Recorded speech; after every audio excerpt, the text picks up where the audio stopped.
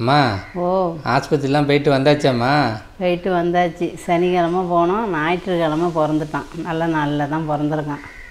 ஆனால் நல்லா இருக்கான் ஆள். அம்மா ஓ நம்ம என்னம்மா ஆசைப்பட்டோம்? நம்ம பொம்பளை பிள்ளை ஆசைப்பட்டான், கடவுள் ஆம்பளை பிள்ளையாக கொடுத்துட்டு.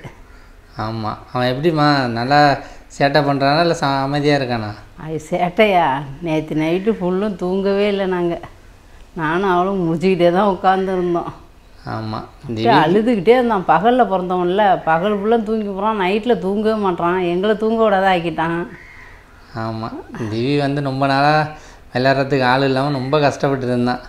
அதுக்கெல்லாம் வந்துட்டு. ஆமாம். இதுக்கு அந்தாண்ட ஆளுக்கு ஒரு பேட்டை தூக்கிட்டு கிளம்பிடுவாங்க. 2 பேரும் கையிலேயே பிடிக்க முடியாதுல்லம்மா. ஆமாம், நல்ல மாதிரியாக ஆண்டோம்னே கிளம்பிட்டோம். ஆமாம். அதுவும் இல்லாமல் வீட்டுக்கு வந்து அந்த ட்ரெஸ்ஸெல்லாம் வாஷ் பண்ண தானே வந்திருக்கான். ஆமாம், எல்லாத்தையும் அழுட்டு வந்திருக்கேன். எல்லாத்தையும் துவைச்சி எடுத்துக்கிட்டு சாயந்தரமாக போயிட்டு வரும். ஆமாம். இங்கே ஏன்னா அப்பா இருக்காங்க, இங்கே சமைச்சும் வைக்கணும்ல. அதுக்கு சாப்பாடு வைக்கிறதுக்கு இங்கே ஆள் இல்லை. அதெல்லாம் ரெடி பண்ணி வச்சுட்டு சாயந்தரமாக வரேன்னு சொல்லிட்டு வந்திருக்கேன். வீட்டு அம்மா தான் இருக்காங்க அங்கே.